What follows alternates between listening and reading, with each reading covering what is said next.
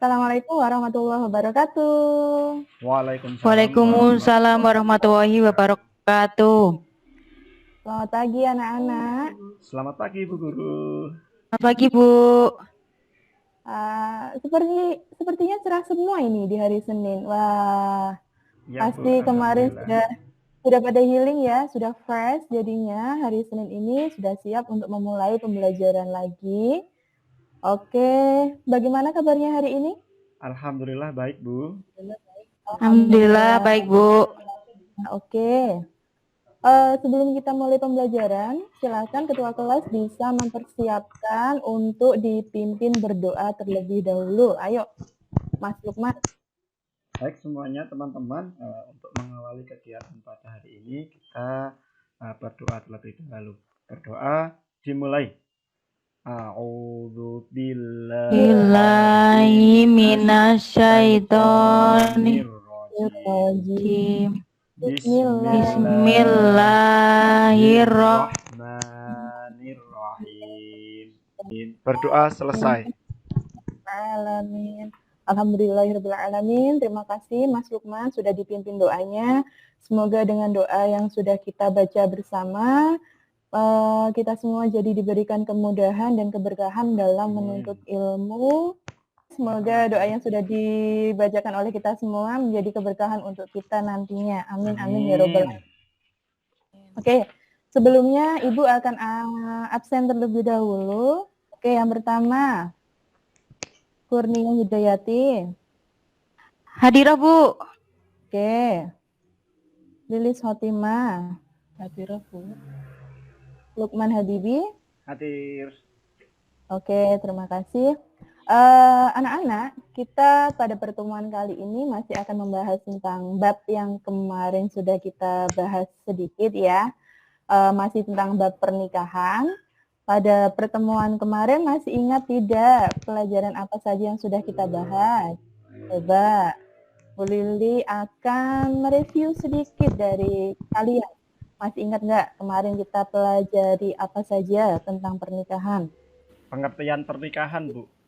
Pengertian pernikahan, betul. Apa itu pernikahan? Ya, menyatukan dua insan dalam satu ikatan pernikahan. Betul, nggak apa-apa. Namanya belajar itu ya ada salah-salahnya. Kalau kita akan meneruskan pertemuan kedua ini masih dalam bab pernikahan. Oke, Bu Lili akan share screen ya. Sebelum lanjut, Bu Lili akan menyampaikan terlebih dahulu. Tadinya masih tetap sama tentang pernikahan atau munakahat, analisis dan mengevaluasi ketentuan pernikahan dalam Islam. Lalu kita nanti akan menyajikan prosesi pernikahan dalam Islam. Tujuan pembelajarannya ini. Nah, yang sekarang akan kita bahas ini tentang mengevaluasi pernikahan yang tidak sah di dalam Islam. Ada loh pernikahan yang tidak sah. Nah, apa saja itu? Mungkin ada yang sudah tahu. Mungkin pernikahan yang tidak sesuai dengan ketentuan syariat Islam, Bu. Ya, tidak sesuai dengan ketentuan syariat Islam. Betul, Mas Lukman. Sebelum nanti kita membahas lebih jauh, Bu Lili akan menayangkan sebuah video tentang beberapa permasalahan yang ada di dalam pernikahan yang tidak sah itu sendiri. Setiap orang memang berbeda, tak bisa disamakan, sekalipun itu antara kamu dengan jodohmu. Dalam beberapa urusan, perbedaan agama menjadi salah satu fenomena yang kerap ditemui oleh sepasang kekasih. Banyak artis yang memutuskan untuk pindah agama dengan alasan mencari jati diri. Juga tak sedikit yang pindah agama karena alasan cinta. Rianti Cartwright pindah agama secara diam-diam dari Islam ke Kristen, mengikuti keyakinan suaminya. Artis cantik ini menikah dengan seorang penyanyi asal Batak yang berkebangsaan Amerika Serikat, Casanova Alfonso. Adalah beberapa permasalahan yang di dalam pernikahan Islam itu yang menjadikan pernikahannya tidak sah. Lah, kira-kira kenapa kok jadi pernikahannya itu tidak sah, itu kenapa? Coba Bu Lili mau tanya pendapat kalian menggunakan Menti Quiz. Silakan kalian bisa memasukkan kodenya ya anak-anak. Kodenya itu 78 56 4436. Pernikahan beda agama dilarang di dalam agama Islam karena tidak sah. Pernikahan. Betul, tidak memenuhi syarat sah pernikahan tadi kan sudah disebutkan ya sama Mas Lukman ya, bahwa Ya. rukun di dalam pernikahan itu kan ada 5.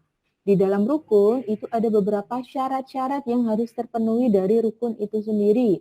Salah satunya calon suami atau calon istri itu harus yang seagama, tidak berlainan agama ya, harus sama-sama Islam. Jadi kalau pernikahan di luar menikah dengan orang non Muslim itu pernikahannya menjadikan tidak sah. Oke, ya untuk beberapa pernikahan tidak sah di dalam Islam itu ada 8 ini. Apa saja sih? Yang pertama ada nikah mut'ah. Yang kedua ada pernikahan syighar. Nikah mut'ah itu adalah nikah kontrak ya. Yang kedua, pernikahan syighar itu adalah pernikahan yang mana itu ada sebuah perjanjian yang tidak memberikan mahar, itu tidak boleh.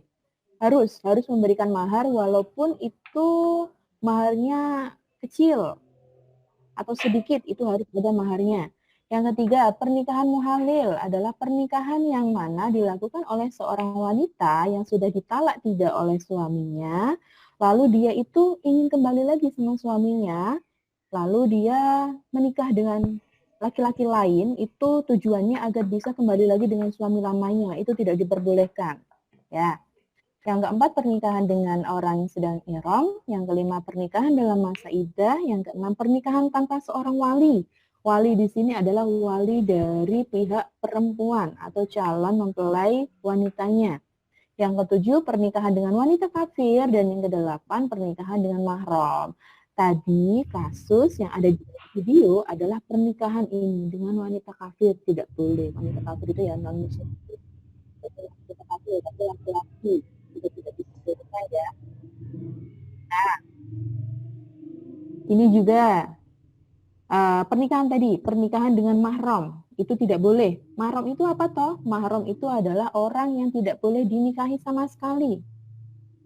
Mahram itu dikelompokkan menjadi 4. Di sini ada mahram dari garis keturunan, mahram dari garis pernikahan, mahram dari persusuan, atau mahram dari garis dikumpul atau dimadu karena ada tali pernikahan yang sudah pernah terjadi. Terus ini tentang talak. Talak itu tadi juga masuk ke sini. Pernikahan muhalil. Talak itu adalah perceraian atau melepas atau mengurai tali pengikat atau meninggalkan. Dalam istilah agama, talak adalah melepaskan ikatan perkawinan atau rusaknya hubungan perkawinan. Ya, walaupun talak ini tidak diharamkan, tapi talak adalah sesuatu yang sangat dibenci oleh Allah. Dibenci oleh Allah, makanya kita harus menghindarinya. Menikah 1 kali, sehidup semati, sehidup sesurga dengan pasangan kita cintai di dunia dan bisa kita jadikan bidadari atau teman kita untuk di surga nantinya ya. Kan nggak boleh talak, tapi kalau menambah berarti boleh. Oh boleh kalau buat laki-laki boleh. Tapi itu harus paham ketentuan-ketentuannya, tidak kok semena-mena harus saya mau nambahkan boleh. Gitu. Katanya boleh 4 kali, itu ada aturannya sendiri ya. Ya, Bu. Nah, kita lanjut ya. Ini pembahasannya melebar sampai kemana-mana ini biasanya kalau masalah pernikahan.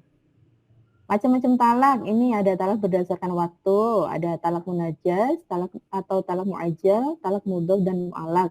Kalau berdasarkan jumlahnya tadi itu talak 1, 2, dan 3. Kalau talak 1 dan 2 itu masih boleh kembali kepada suami lamanya. Kalau sudah ditalak 3, sudah tidak boleh kembali lagi. Kalau berdasarkan segi tegas atau tidaknya itu dari segi soreh dan kinayah. Soreh itu dia itu seperti ibarat, tidak kok jelas. Kalau kinayah itu jelas. Berdasarkan boleh atau tidaknya rujuk itu talak raj'i atau talak bain. Ini kaitannya dengan talak 1, 2, 3 ini ya. Terus berdasarkan cara suami menyampaikan talak itu bisa dengan ucapan secara langsung, bisa dengan tulisan, bisa dengan isyarat, atau dengan seorang utusan. Misalkan langsung mengutus pengacara untuk menjatuhkan talak kepada istrinya melalui pengadilan agama, itu bisa. Oke. Sekarang Bu Lili akan langsung membagi kalian ke dalam 3 kelompok diskusi. Ini tentang permasalahan-permasalahan di dalam pernikahan ya. Permasalahan-permasalahan di dalam pernikahan Islam itu Bu Lili bagi diskusi kelompok. Kelompok 1 kelompoknya Mbak Kurnia. Ini nanti silakan kalian membahas tentang nikah mut'ah. Oke, siap Bu. Ya, kelompok 2 nanti kelompoknya Mbak Lilis nanti membahas tentang pernikahan syughur. Yang kelompok ketiga ada kelompoknya Mas Lukman membahas tentang pernikahan muhalil. Ini nanti silahkan dikerjakan dengan kelompoknya. Apa saja yang didiskusikan? Lah, ini permasalahan di dalam diskusi ini dicari. Kenapa sih tidak boleh? Terus kaitannya dengan ketentuan pernikahan di dalam Islam itu apa? Tadi pernikahan-pernikahan yang apa sudah disebutkan tadi itu. Terus yang ketiga, apakah ada dampak yang akan ditimbulkan? Yang keempat, apakah ada solusi dari permasalahan tersebut ya? Oke, silakan langsung membentuk kelompoknya dikerjakan. Bisa langsung dipresentasikan oleh kelompok 1. Silakan, Mbak Kurnia maju. Dipresentasikan diskusi kelompoknya. Ya, Assalamualaikum warahmatullahi wabarakatuh. Saya dari kelompok 1 akan mempresentasikan hasil diskusi kami. Oke, hasil diskusinya kita kasih applause. Oke, terima kasih. Untuk kelompok 2 langsung maju, yuk. Mbak Lilis. Oke, Assalamualaikum. Saya dari kelompok 2 akan mempresentasikan makalah. Oke, ya kita kasih applause untuk kelompok 2. Kelompok 3 silakan. Baik Bu, Assalamualaikum warahmatullahi wabarakatuh. Izinkan saya Waalaikumsalam. untuk mempresentasikan dari hasil diskusi kami Bu. Ya, terima kasih atas presentasinya. Kita kasih applause. Ya, terima kasih anak-anak. Itu kegiatan pembelajaran kita pada hari ini tentang beberapa permasalahan-permasalahan di dalam pernikahan ya. Permasalahan di dalam pernikahan di dalam Islam itu banyak sekali, tadi ada 8. Nah, pernikahan-pernikahan yang tidak sah atau tidak boleh untuk dilakukan maka jangan untuk dilakukan atau jangan dilanggar karena itu tidak sesuai dengan ketentuan di dalam rukun ataupun syarat sahnya pernikahan. Nah, kesimpulannya pernikahan adalah sebuah hubungan sakral antara laki-laki dan perempuan dalam ikatan yang sah. Agar terciptanya rumah tangga yang harmonis, maka hendaknya diawali dengan hubungan pernikahan yang sesuai dengan syariat agama. Ada satu quotes ini, quotes-nya, rumahku syurgaku, syurgaku terasa di saat aku bisa memiliki kamu sepenuhnya dalam hidupku. Ya, ini quotes yang nanti kalian gunakan ketika kalian sudah berumah tangga ya. Anak-anak mungkin mau memberikan tanggapan tentang pembelajaran hari ini atau memberi masukan kepada Bu Lili untuk pembelajaran yang akan datang agar pembelajaran kita lebih menyenangkan. Silakan. Ada? Oh, Minggu depan itu aja Bu, praktek pernikahan Bu. iya betul. Itu yang akan Bu Lili sampaikan. Aku mau jadi pengantin prianya. Iya dong, masa mau jadi yang lain? Oh ya bisa ya, kalau laki-laki kan ada itu jadi naib atau jadi saksi kan bisa ya. Lah, saya tukang fotonya aja Bu, si dokumentasi Bu. Si dokumentasi boleh, nanti silahkan kalian laksanakan tugas masing-masing ya. Nanti pembagiannya itu mau berperan menjadi apa. Tugas kelompok, Bu Lili bagi tadi untuk ketua kelompok 1 itu Mas Lukman, kelompok 2-nya Mbak Kurnia, kelompok 3-nya Mbak Lili. Silakan nanti dibagi anggotanya mau dikasih peran apa ya. Tugas kelompok praktik prosesi pernikahan di dalam Islam silahkan dipelajari. Nanti kalian coba searching di YouTube. Oh, prosesi pernikahan dalam Islam itu seperti apa sih yang betul? Atau kemarin waktu pertemuan pertama kita kan Bu Lili sudah itu menayangkan sedikit tentang prosesi pernikahan memakai bahasa Arab qabil itu nikahaha wa tazwijaha bimahrin halan. Lah, itu adalah sigot atau ucapan ijab qabulnya ya. Oke? Ada yang mau ditanyakan? Sudah paham semua tentang tugas kelompoknya? Sudah Bu. Sudah Bu. Oke. Sudah Bu. Ya, jadi besok tugas kelompoknya minggu depan harus langsung siap untuk ditampilkan di depan dan kelompok lain nantinya mengomentari atau memberi masukan tentang apa dari hasil proyek prosesi pernikahan yang dilakukan oleh kelompok lainnya. Oke, begitu saja untuk pembelajaran hari ini. Mari kita tutup dengan bacaan hamdalah bersama-sama. Alhamdulillahirobbilalamin. Terima kasih anak-anak semua. Kita bertemu lagi minggu depan. Semoga kalian dalam keadaan sehat selalu dan bahagia tentunya. Terima kasih. Wassalamualaikum warahmatullahi wabarakatuh. Waalaikumsalam warahmatullahi wabarakatuh.